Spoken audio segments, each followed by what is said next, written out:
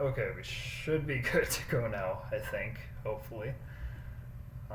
Yeah, sorry about that. So, yeah, as I was saying, today we're going to be looking at RSA. Start with a review of modular arithmetic, then we'll take a look at the RSA algorithm and some different attacks we can do against it. So, yeah, we'll start with the basics of modular arithmetic. So, this is kind of the mathematical definition. We can write an integer as n equals a times q plus r, where r is between 0 and a. Basically what that's saying is if we divide n by a, we get a quotient and a remainder.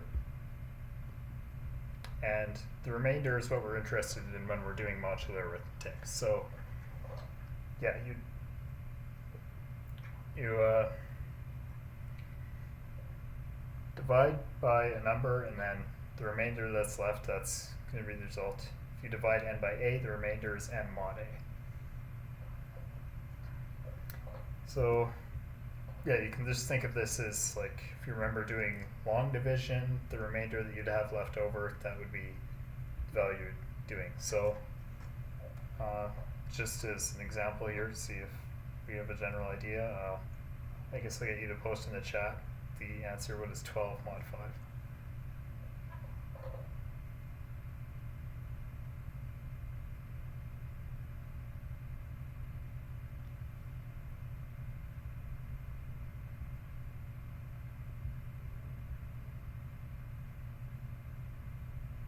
And it looks like someone posted 2, so yeah.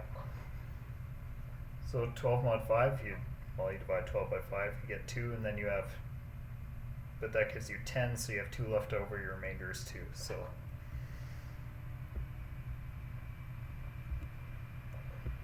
So another definition with modular arithmetic, so we'll call a and b congruent mod n when their difference is a multiple of n, or in other words, when a mod n is equal to b mod n.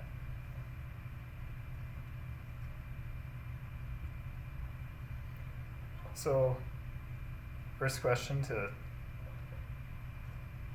think about this. So are 3 and 7 congruent mod 5 based on this definition? No. Yeah, exactly. They're not. So the difference between them is only 4. Or if you compute it this way, you have 3 mod 5 is 3 and 7 mod 5 is 2. So they're different. What about 4 and 14?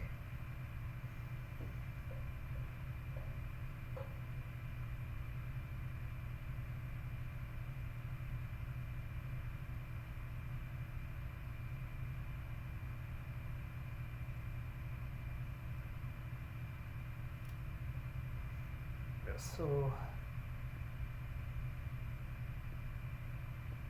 I think someone posted yes, so yeah, 4 and 14 would also be congruent mod 5. See, the difference between them is 10, so multiple of 5, or they're both 4 and taken mod 5.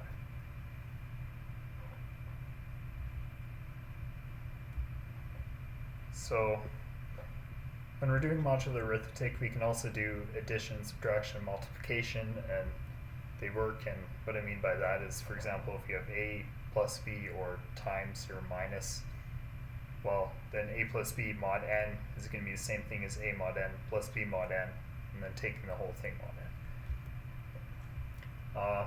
Division is a bit more complicated. So we can't just do division like this. It's not necessarily defined. But what we can do is use something called a modular inverse. So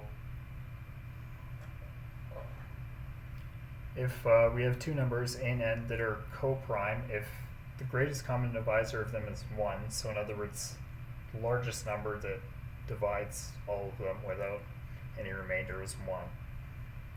So then we can find some a inverse so that a times a inverse is going to be congruent to 1 mod n. And another thing that we'll need, we won't go into the details of how to implement it, but we need to know what it's doing, is the extended Euclidean algorithm. So what this will do, find the greatest common divisor of two integers, so once again, the just greatest integer that divides both of the numbers, so we don't have any remainder. And the extended Euclidean algorithm will also find integers x and y so that x times the first integer and y times the second integer is equal to the greatest common divisor of those. And just one more thing, which if you've done 271, you've probably seen a lot of the stuff we've gone over before, but this will be new. It's hopefully not too complicated. So it's totient functions. So if n and a are co-prime, so they have a greatest common divisor of 1, then a to the power of totient of n will also be congruent to 1 mod n. So there are a bunch of different ways we can define a totient function. We're just going to use Euler's totient function, which is probably the simplest to understand. It's not necessarily what's used in practice, but it'll be easy to calculate here, and it'll work just fine. So in particular, we'll see this case later on, so that's why I'm mentioning it here. When n is composed of two primes, p and q, that are multiplied together, then the totient of n will just be p minus 1 times q minus 1, the two primes that make up n. So might have been a lot of math, but with that we can actually jump into what RSA is. So first thing to look at is just a brief view of what encryption is. If you're in the last workshop, you've seen this, but we'll go over it again quickly. So basically, encryption allows us to send or store information without making it visible to someone who shouldn't have access to it. So we can keep it secret. We're talking about crypto systems. There are two main categories. One is symmetric, where encrypting and decrypting use the same key, and that key should be kept private to only the people who should have access to that information. And yeah, like I said here, we can use it to encrypt.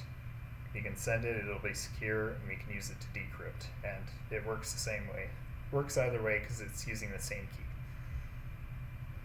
And the other type of crypto system is asymmetric. So with asymmetric, we have a public key that you can tell to whoever, and then you keep a private key that no one else should know. And the public key can be used to encrypt information, and then only the private key can be used to decrypt anything encrypted with it. Or in a lot of cases, you can also encrypt with the private key and decrypt with the public key. That's used for stuff like authentication. So yeah, now we'll talk about RSA. So RSA is an encryption algorithm first described by Rivest, Shamir, and Edelman in 1977, or actually 4 years earlier by Clifford Cox, who was working for British intelligence and kind of got scammed because it was secret, and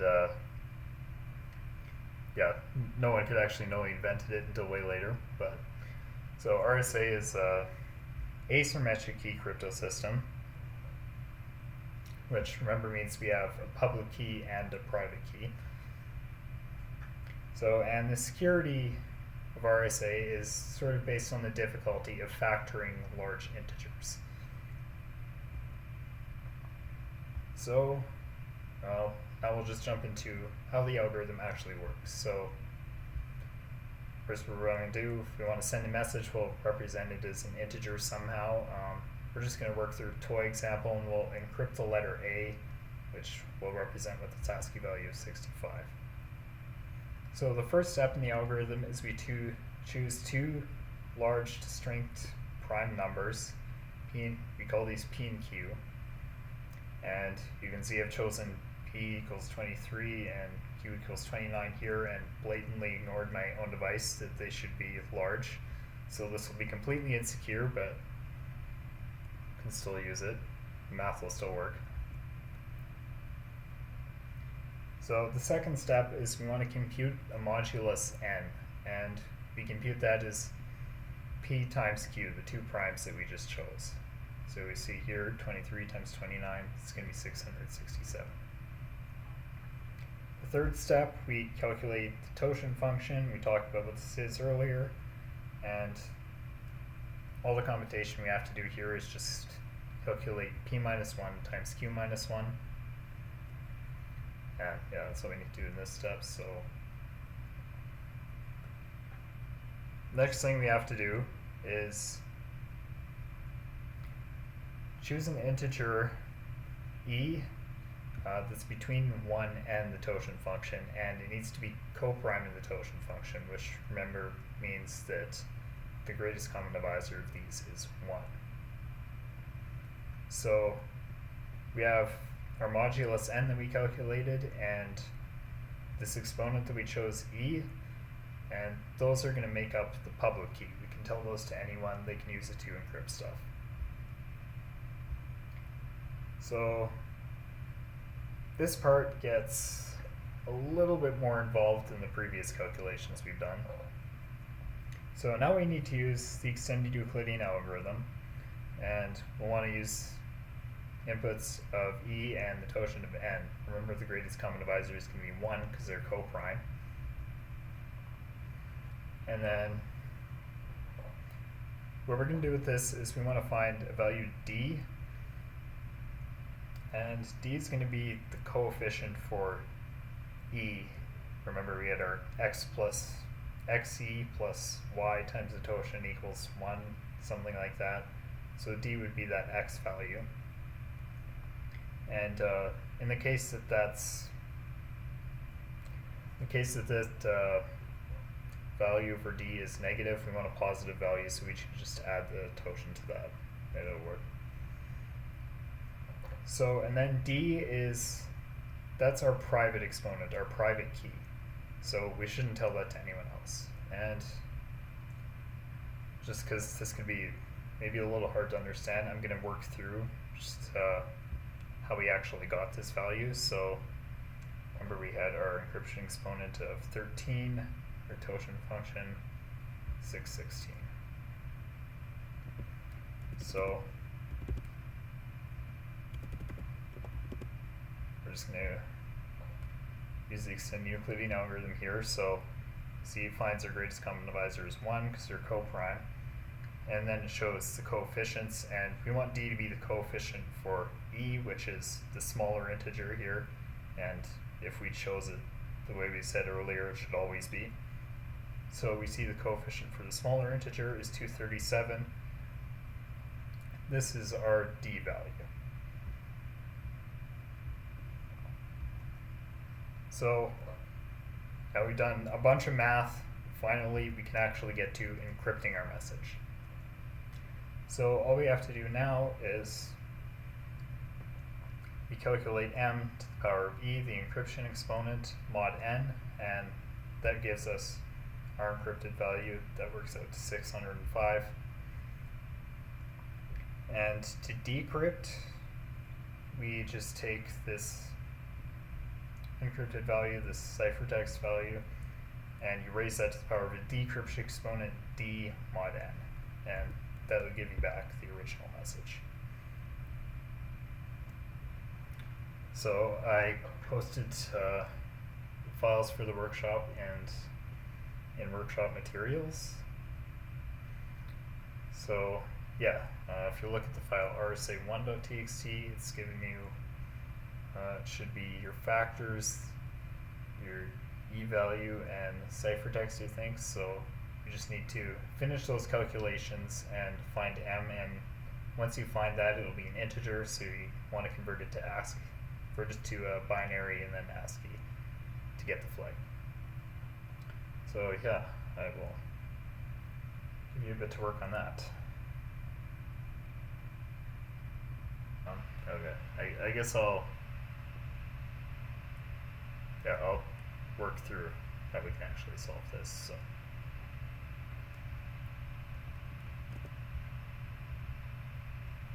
Okay, so yeah, first thing we want to do computer modulus, we're just following the formulas we have here.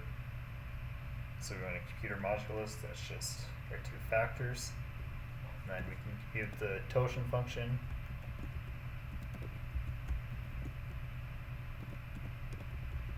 And that's just going to be p minus 1 times q minus 1.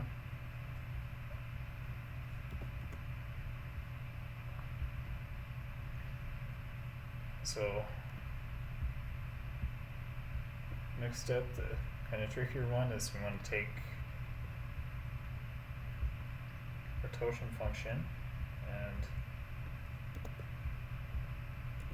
our b value, which I believe was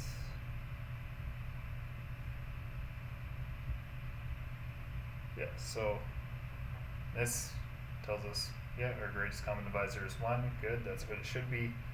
And the coefficient for the smaller integer, that's e, this is the value we want, so this is our d value.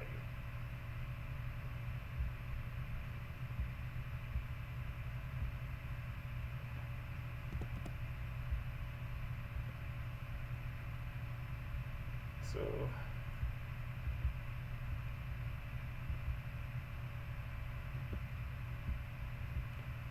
just get our c value here. So now to find the message, we just want to raise c to the power of d mod n. So get that, that'll give us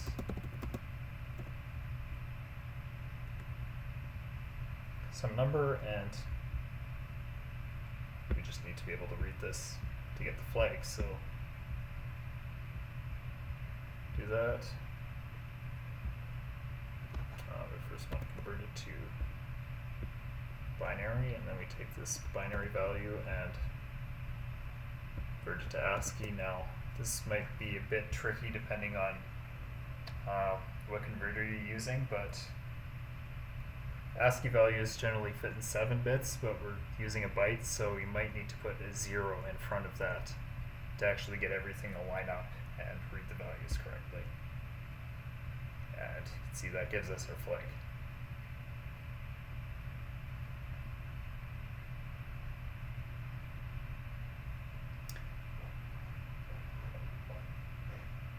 Yeah, that 0 can be a little tricky. It kind of depends on what you're using for converter, yeah.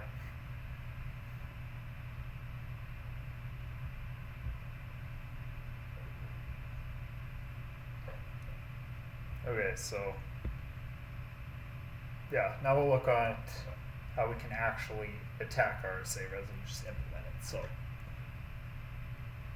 we said earlier that the security of RSA is based on the difficulty of factoring large integers. So there might be a problem if this isn't actually difficult. And I mean, even with large integers, this might not be difficult, but one big issue when you're implementing as RSA is you have to make sure your modulus isn't too small, because if it's too small, it's not actually that difficult to factor. So then RSA will be completely insecure. And even with bigger integers, once you have stuff like quantum computers or whatever, it becomes even more of an issue, and you just have to make your modulus so big that RSA becomes extremely inefficient. But so this is we just jump right into another challenge here. It's basically just an additional step to what we've already done. With RSA, I think it's really important to just get like the basic math of how it works down. So most of this is going to be the same, except there's an additional step, which is you need to factor the modulus, and then you'll see that you can just compute things like you normally would when you're implementing RSA. And to do this, I'm going to share a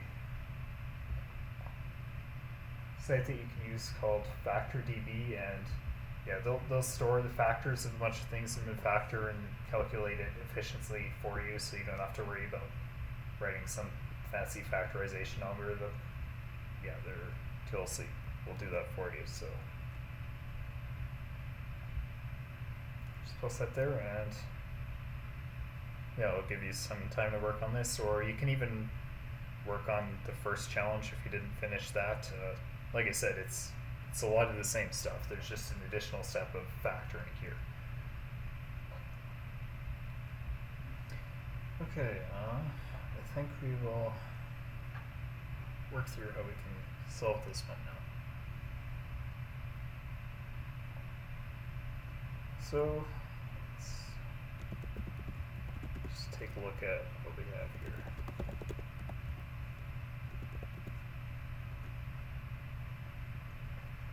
Okay, so we're given our NEC, so all we have is a public key and a ciphertext. So, well, what I'm going to do here is this end is, as far as RSA goes, it's fairly small. So, what we can do, we can just use FactorDB or whatever you want to find. There's probably a few of these online, and you can see it factors this right away. Doesn't take it hardly any time at all. So, factors of this, well, we know this modulus is just the product of two prime numbers, so, or two prime factors, P and Q, are given to us right here.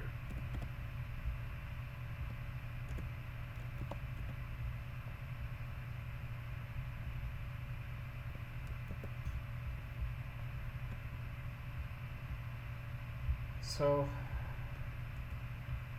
now that we have these, we can just do a lot of the same calculations that we did before. So, Totient function is, well, p minus 1 times p minus 1 x.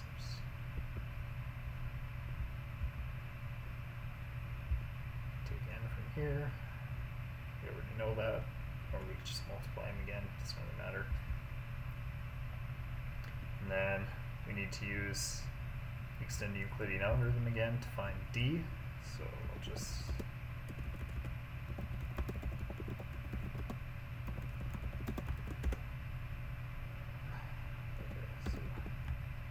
CD on our E value and our Totient function, and this will be our value for smaller integer. We see it's a lot larger in magnitude, so yeah, that's our D value, and then do the same thing.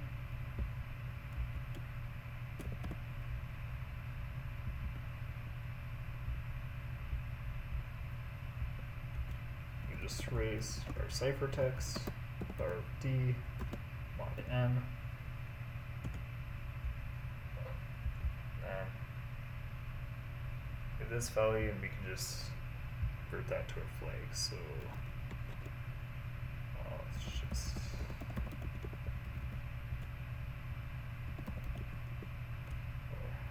I guess we don't actually need that, do we?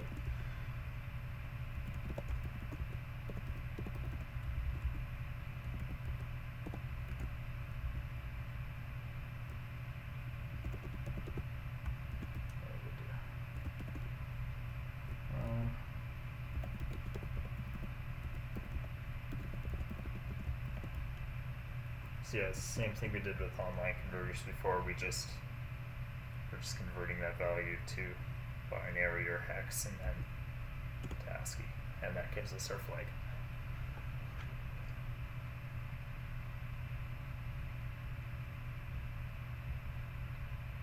So yeah, that's how we would solve this challenge.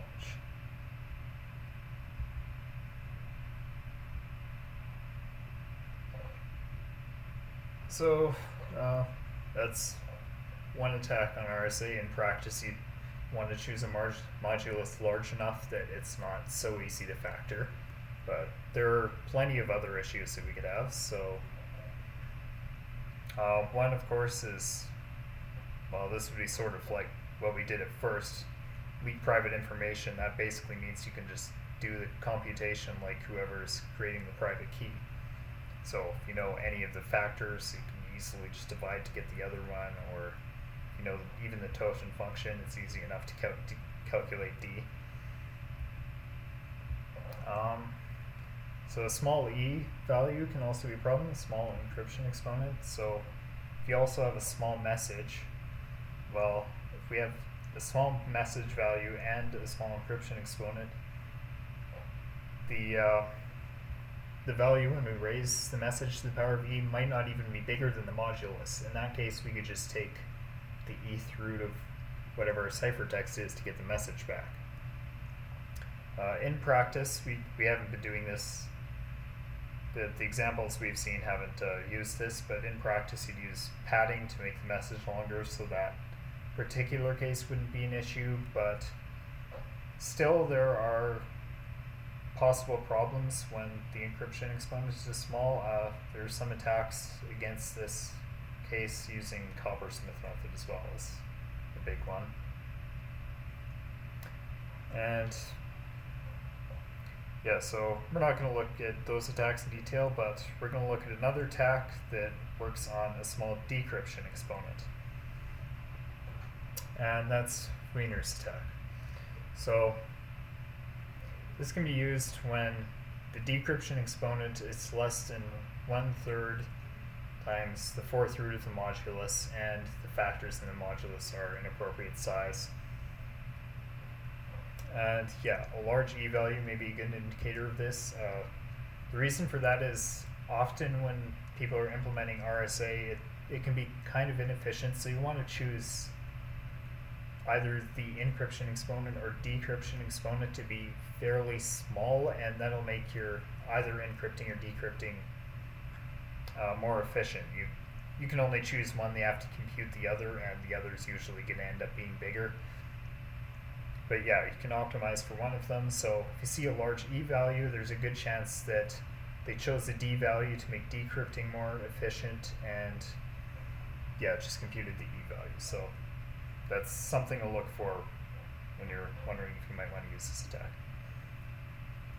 So to see how this attack actually works, we have to do a little bit more math. We'll talk about continued fractions. So basically what a continued fraction is you represent values as an integer part and then kind of do a recursive part where you represent it as the reciprocal of another fraction.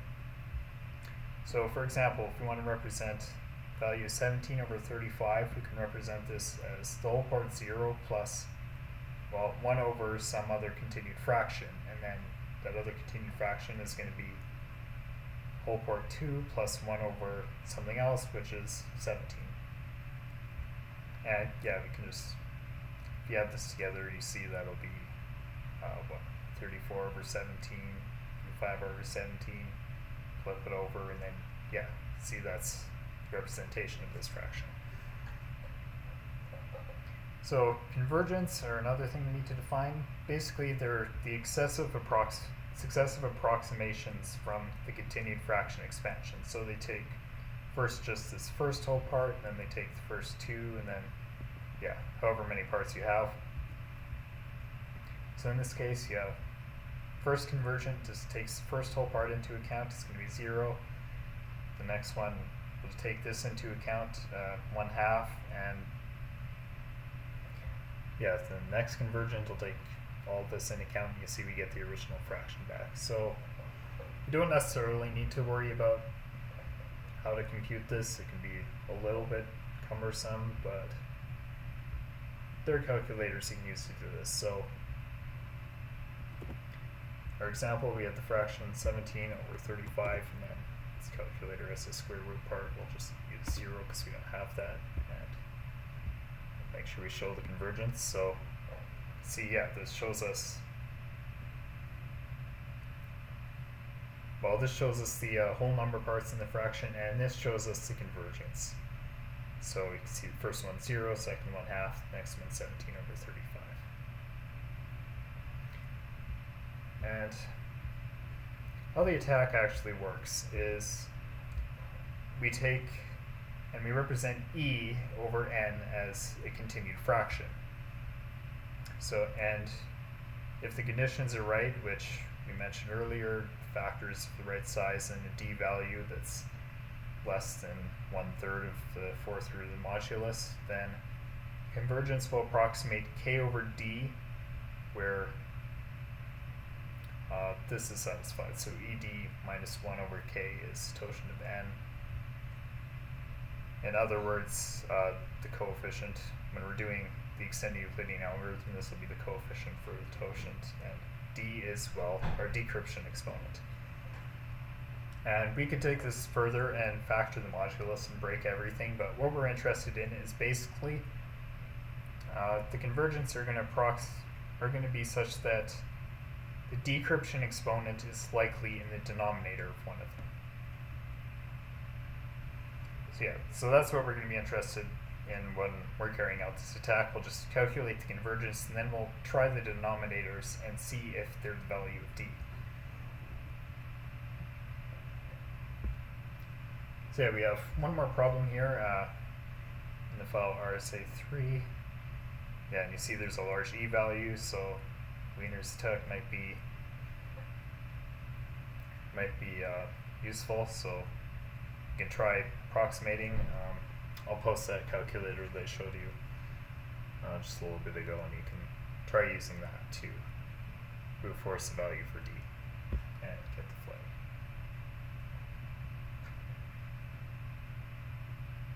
All right, let's go through this one.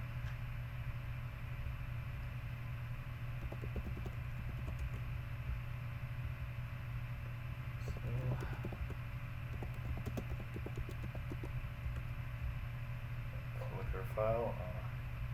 Values are a lot bigger this time, so we're not going to be able to factor it in, obviously, but since we have a pretty large e value, we might want to try using Wiener's attack on it. So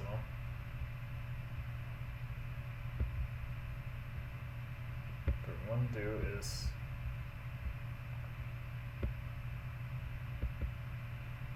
it's the continued fraction expansion of e over n.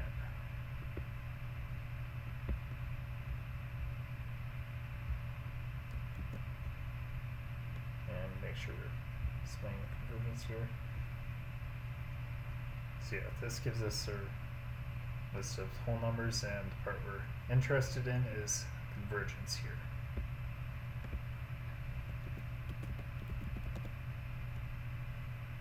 So what I'm going to do is I'm just going to kind of brute force for values of d in this challenge. We don't need to go that far. You might want to actually code it in some cases, but here we're just going to. So actually, before I do that,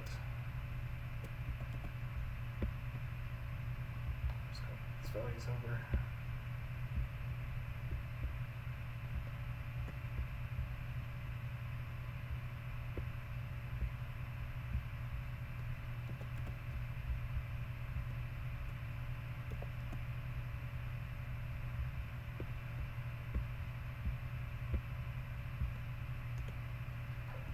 Okay, so what I'm going to do, I'm just going to choose some random value to encrypt, and set our encryption exponent mod n. So we're encrypting 5, and now we want to find some decryption exponent so that we can decrypt that and we get 5 back. So now we're just going to brute force values for this. If n, okay, well that's not 5, that's wrong. We're just going through our denominators, the convergence here. 15, that's not right. Try 17. Oh, well, we got 5 back, so looks like that's probably our d value. So now all we have to do, decrypt that, we just raise our ciphertext to the power d mod n.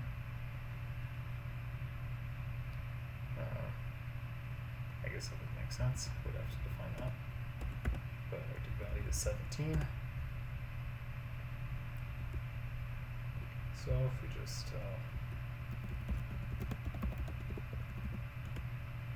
same thing as before, we just convert it to hex and convert it to ASCII, and it'll give us our flag. So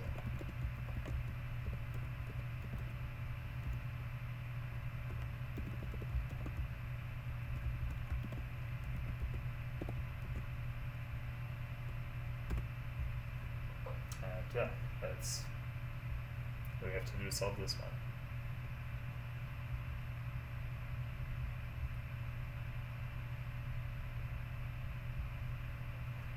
And yeah, that is our last challenge for today. So, and it's also our last workshop for this term. So, good job, everyone who made it through.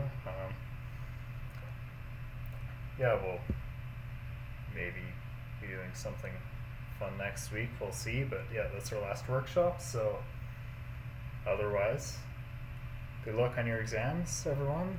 Have a good break and good night.